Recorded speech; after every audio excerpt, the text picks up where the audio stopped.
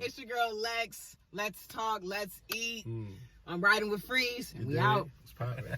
Let's get it. What's poppin'? You know what I mean? Happy New Year. Coolest in the game, you dig? Rise with Freeze, the best show in the city, the gas station, the chicken spot, the high school around the corner, the world, Craig, you dig? It's my first guest of the new year. I know your name, but I don't know your name. So my name is Lex. My name is Alexis, but everybody call me Lex. I didn't even ask people to do that. It just happened. Because, you know, in Baltimore, everybody got a nickname. Yeah. So they was like, all right, bet we're going to cut that first part off, the last part off. We're going to leave you with the middle. I'm Lex. What's up, y'all? You feel me? Y'all Lex in the building. Yeah. What's going on? Like, first of all, how was your New Year? Happy New Year. My New Year was real chill. Was real calm. I wanted it to be that way because I'm always turn. I'm like, you know what? I'm getting older. I got to save some money. I really need to get my perspective straight. So my New Year's was dope. So no going out, no spending $1 million. No, I spent $20 on grass. That's it. You feel me? That's it. The plug kicked me up. I got a whole little joint. A little little bit more than a dub. It was love. Okay, all right, love. That's that New Year's love. I seen a meme online. People were saying like, man, don't hit your grass, man, on December 31st. Don't do it. On the 30th. I'm like, man, sometimes you gotta buy an eighth and call it a day. Stock up for the future. So did you make any kind of like resolutions, or not even resolutions, but just like make some plans? And all I did. So I got 4 plans. My first resolution was to be more consistent, right? So every Monday, my goal is to write down 4 goals for the week. You feel me? I'm doing things in 4 variations of 4. I don't know if you keep that. The foe. Yeah, the foe shit. All day. Yeah, okay. But first thing is to be consistent. So every morning I wake up at 5. You feel me? And then I plan out my week every Monday. You know, and then that was first goal. Second goal was to save $10,000, right? So one thing I'm teaching myself is it's cool to say something, but if you don't have a plan, how you gonna do what you're saying? Absolutely. Right. So I broke it down. I got a little, you know, my math on. Not good at it, but it all added up. It's gonna be $10K at the end of the year. So resolution number 3 is to cultivate healthy relationships, right? So I'm not from here. I'm from California, and then all my relationships, they all over the place. They on and off, and I'm understanding that success is due partly to the maintaining of relationships. That's the point. Yeah. Tomorrow. Yeah, I'm a Capricorn. Hey, foe. January 4th. Okay. Yeah, and then my last goal of the year is to eliminate self-doubt. So, you know, self-doubt, it arises from your subconscious. So even before it gets to your, you know, the front of your mind, you feel it coming. So I'm trying to, you know, suppress all doubts, because doubt, you know, leads to inactivity. Absolutely. You see what I'm saying? So I'm trying to be consistent. I'm trying to save money. I'm trying to cultivate relationships. And self-doubt. That's it. That's a real great way for a lot of people. Yeah. And the thing is, it's common, but it's so necessary. It is. Absolutely. You know, it's like all the basic things. That's what you need to, you know, to make a chain. Right. You feel me? That's how you could, you know, ring in some money. You gotta get that chain connected though. Yeah. Lasso. So you said you from California. Yeah. Can you talk about like your early days and your transition to this lovely city of Baltimore? All right, well, it's real short and sweet. So I've been doing this for 8 years. I've been here for 8 years. So I'm 26 as of tomorrow. I moved here when I was 17 years old. I graduated from high school early. My mom left my dad when I was 4. I didn't see her until I turned 17. I found out she moved here. I moved over here. I'm real sporadic. So wherever my heart wants, that's exactly where my mind follows. So I didn't have no doubts, no fears, nothing. I'm like, I don't even know where I'm going. I just know where she lived. I got her address. I'm gonna fly over there. Wow. I flew over here. She was just as batshit crazy as my dad told me. You feel me? And that shit didn't work out. And I was just like, you know what? I feel like I came here for a reason. I thought the reason was her, but I feel like after 8 years, because you know 8 is a number for completion, I feel like I've realized that it was just to come find myself. You know, I know exactly what I want to do. My values have been reevaluated. My morals have been reevaluated. The perspective that I maneuver through life with has been completely reevaluated. Okay. But yeah, I've been here for 8 years. Wow. Yeah, I'm going to do 10 here and I'm going back home. Going back home? Yeah, 10 is the big. 10 with a minimum. I mean, how has your experience been? You can be honest. I'm born and bred from the city. flesh and blood. I was born in Hopkins. I've lived all over, so like, yeah, I know it. You know what I mean? I'm 27, so yeah. How was your experience here in these last 8 years? So first thing, right? Let's take it back to my first night, August 27, 2011. Right? I got off that plane. I came outside to BWI, and I saw this train looking thing. I'm like, bro, they got trains? Because I'm from California. We got earthquakes. Nothing goes underground because of the earthquakes. You feel me? We just have now developed the above ground thing, but so funny to try to cut this story off. But I actually worked on the MTA project before I moved here in 2010, and I knew about it before the Rams even came. So I knew the Rams were coming to California back in 2007. Yeah, that's crazy how things. That's dope. How things add up. And then so I told my grandmother back in 2008, after like we knew for sure it was gonna come. I said, "Don't sell your house." She was like, Now my grandma's house worth $575,000. Yes. So so all my people out here, you feel me? When things start coming to your neighborhood, don't sell to Johns Hopkins. Sit on that house. Yeah. But whatever the case, I get off the plane. I see this train. I'm like, what the hell is that? Right. So it's the first thing I see. Then my senses start to, they start to acclimate to the environment. I hear this loud, like this hissing sound. I'm like, bro, what is that? I'm looking around. I'm like, why nobody freaking out? I'm like, what is that? They're like, what's what? I'm like, you don't hear that sound? People looking at me like, you okay? I'm like, y'all don't hear that sound? I'm like, that. She said, oh, that's a cicada. I said, okay. Oh, you came when it's hold up. August 2011? Yeah, but see, the thing about it, y'all don't notice it because you're from here. That sound is consistent. Nah, because they said they come every 17 No, they years. wasn't out, but they were like hissing. Oh, yeah, it was a couple in the tree. In the summer times here, like that I can't even make the sound, but it's like a maraca. Like a slow shake maraca. But bruh, that's supposed to come back this year. Don't say that. That's 17 years. But anyway.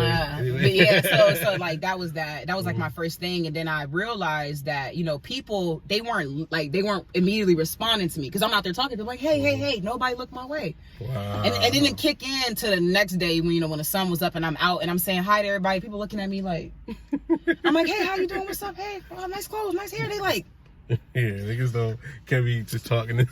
Go ahead, tell them why that's crazy. You can't talk to people because people look at you crazy. Like, are you on drugs? Niggas like, yo, don't talk to me. But you know what? I can't even make our city seem like an elephant graveyard. There are people that are nice, that are genuine. Like me, but they not from here. Natives that are nice. Yeah. Well, if you 8 years, you've been 8 years. Nah, you got don't Baltimore do in it. your blood. Don't. You've been 8 years. All right, this is how I tell the story. Okay. LA raised me. Baltimore made me. I could definitely credit my entrepreneur's perspective to Baltimore. Yeah. What part of LA you from? I'm from LA. I'm from Crenshaw and Alviso. Neighborhood. So did you? I knew Nipsey. I knew him personally. You feel me? I had. Let me tell y'all something about I ain't gonna lie. The blue one. I was thinking like, damn, like, maybe I should ask her about. You feel me? Okay. Yeah. But I was raised in a house, but I chose to go hang out in the hood. So I hung out in the trenches of the trenches. And you feel me? I hung out on 63rd and Bryanthurst. Shit. Right. That's where you feel me. Any car come, you gotta hurry up and duck because you will get popped. All right. Yeah. That's where you get down where you mad at. You don't come back. Yeah. But yeah, so my best friend, he's signed to Nipsey. Okay. Pac-Man the Gunman. Oh, that's your best friend? Yeah. Big guns, nigga. I got big guns. I got big ones, nigga. Big ones. Straight up. All day. Crazy, yeah. My dog Tevin put me on to him like 2010 with 7 days a week. Ooh. And then like once he I wasn't like a big fan until like Crenshaw. He started talking about like big money boss shit. Yeah. I liked it more because I like how he changed his flow, and it's been on ever since. But one thing you gotta to point out about that. So you're talking about the maturation of his music. So one thing Nipsey always knew is first you gotta appeal to your local. Absolutely. You feel me? And that's what all the gang shit was. You feel me? All those mixtapes. That was us. That was for us. Absolutely. That was for people who knew. And I first heard of him through Game, because Game one of the people that put him on. Exactly. Not right. Put him out there. Yeah. Wendy Williams put Nipsey on though. Yeah, Wendy Williams did that. Nah, Wendy Williams did that. Yeah. She never was that bad.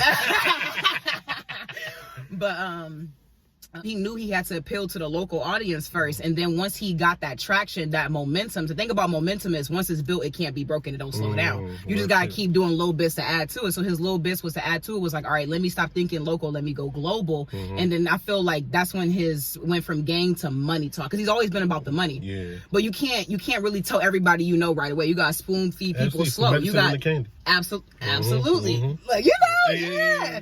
So that's one thing I've always loved and respected about him, because he understands the world from a very, I can't even describe the perspective, but he has a very encompassing perspective. Like, he understands a lot of different behavior styles of people. Like, he knows, you know, if he move his body this way, that person is gonna resonate that way with that person. Like, he real deep. I keep saying he, like he alive, but energy never dies. So that's why I keep saying he.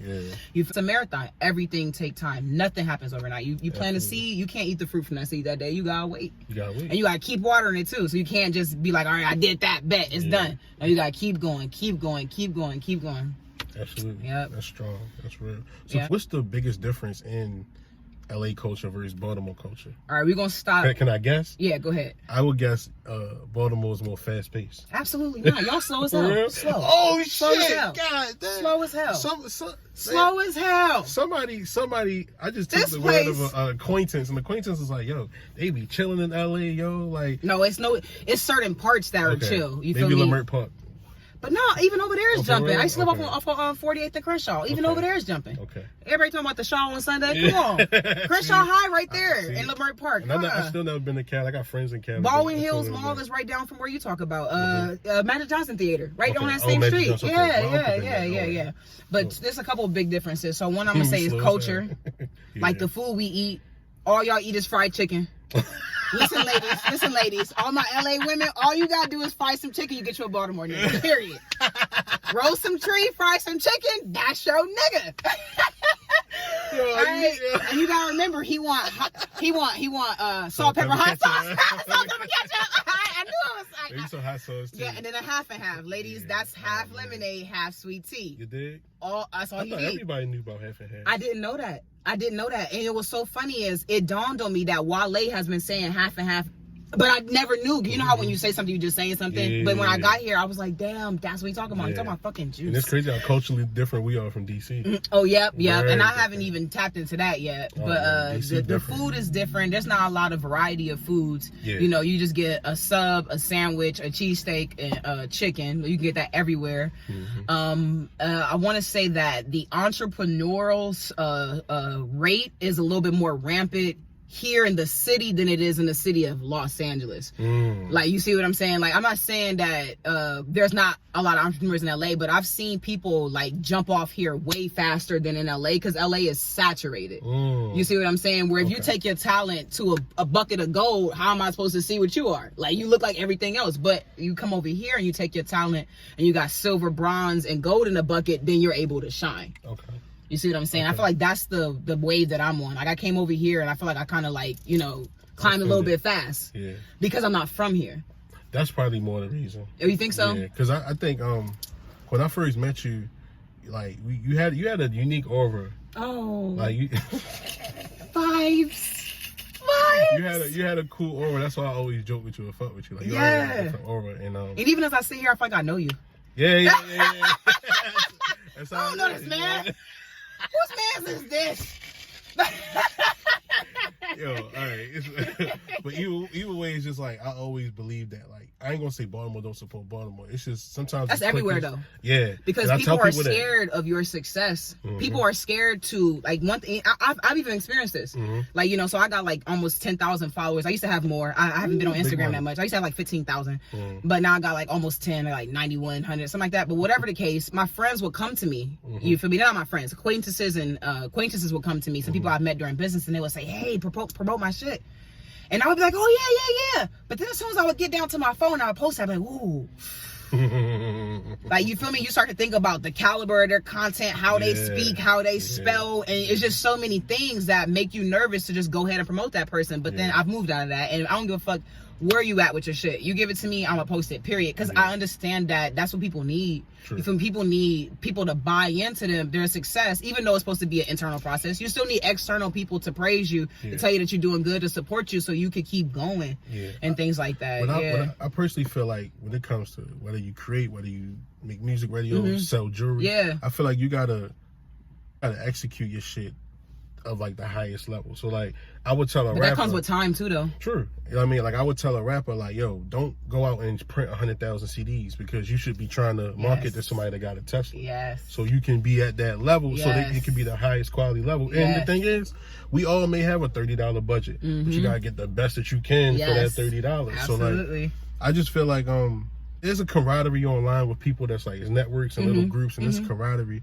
But you know, I never wanted to be a person that fell into the clique.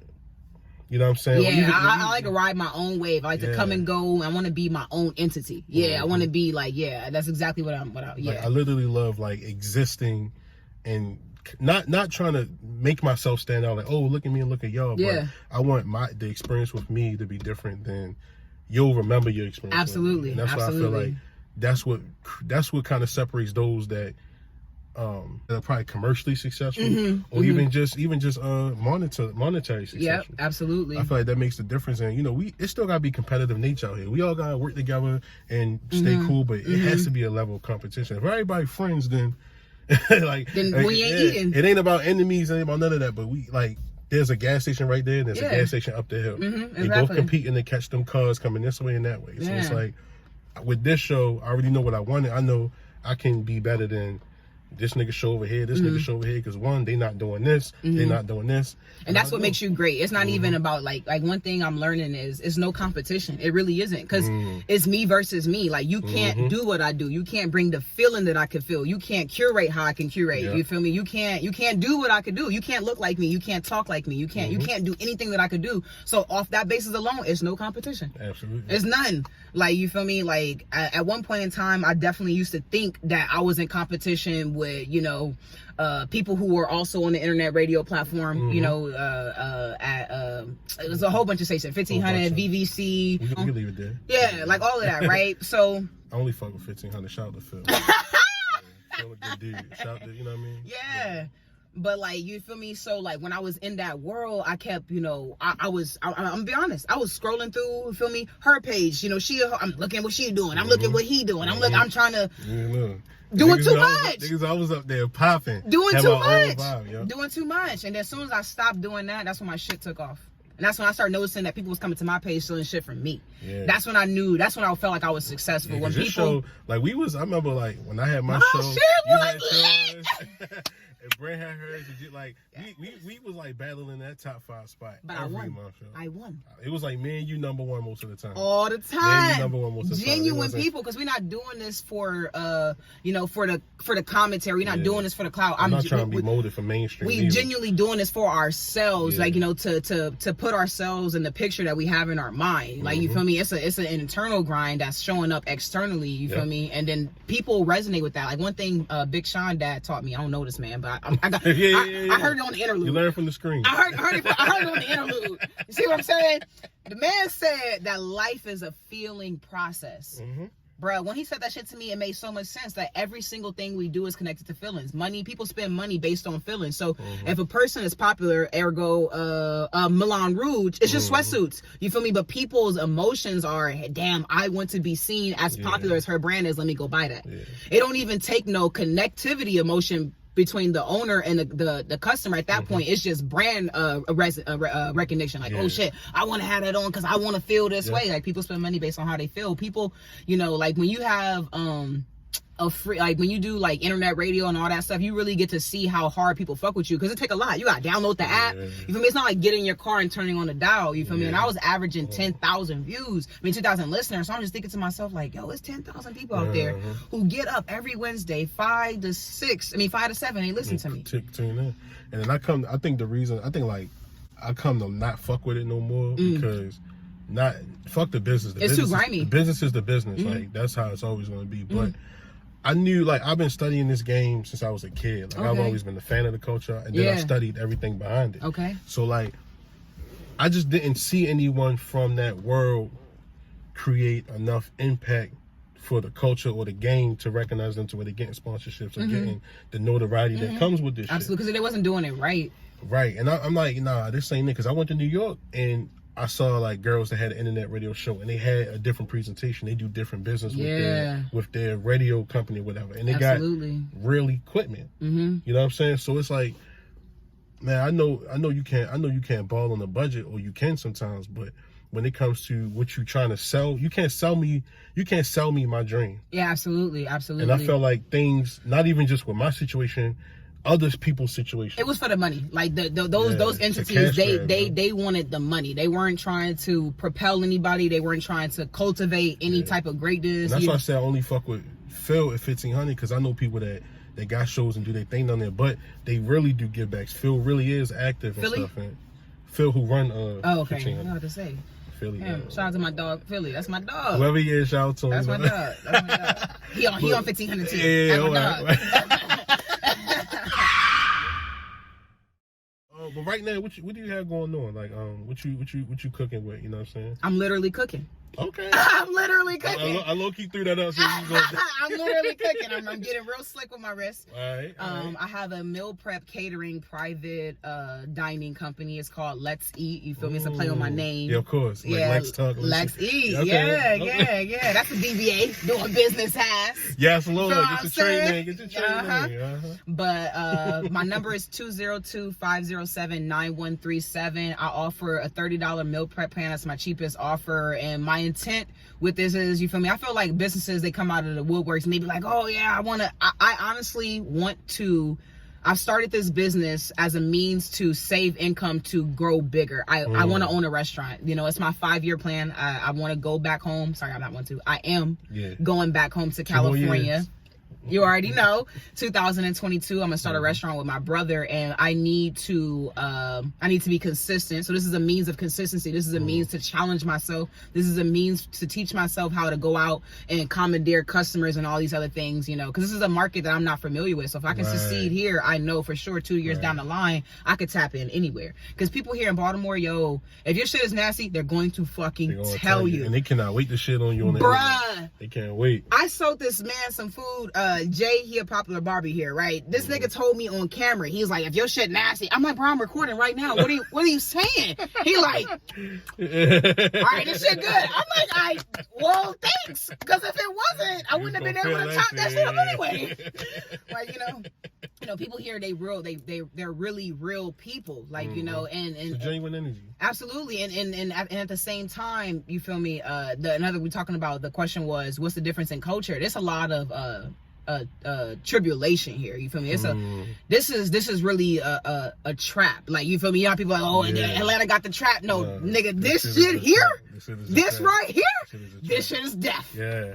And I mean that. And it makes you humble, because you gotta realize that, yo, you're not too good or too big to get got. Absolutely. And you definitely gotta cultivate relationships, because you feel me, somebody may have their ear to the streets, your ear to the, you know, to the books or whatever the case, but that ear to the streets, that may be the thing that saved your life. Let you know what's going on out here. For real though. You know, it always depends on who you know and the quality of person you are. And you still have to, even if you being good, like you say, even if you a person that stand up, you still can get put in a situation. That's the reason why you gonna get laid down, because you're standing too tall. You know, you just gotta maneuver right. You know, it's been a lot. You know, and y'all seafood is way different from mine. I've never eaten Old Bay till I moved here. Never. That's why I love. I'm a Cancer anyway, so I love seafood. Oh man! So. And then another thing is, my shrimp. At home we eat cocktail shrimp, so we don't put nothing on that. Shrimp. But here, bro, I had brought some cocktail shrimp to the station when I was there for Christmas. These people was looking at me like, why is that shrimp raw? I'm like, what? They're like, where's the Old Bay? I'm like, Old Bay? They like, what's that red stuff? Seen that shit. I'm like, but yeah, you gotta come with the Old Bay. You dig? Yo, we gonna wrap it. Anything you want, you know, say to the world, say to the people while we, you know, chilling in the Regal. Man, make moves with your heart in it. There's literally nothing that you cannot accomplish. The law of attraction is real. Every single thought that you think leads to your reality. With that being said, control your thoughts, control your words, you can control your world. We out. You dig? We out. Rise or freeze, you know, young Lex eats, Lex talks. She's still doing that Lex thing, you dig? Coolest in the game, you feel me? Rise or freeze, the best show in Cali, in Texas, Montana, Wisconsin, Indiana, all of that. You feel what I'm saying? Baltimore, the jails, everything, baby. I'm gone. The jails. You dig?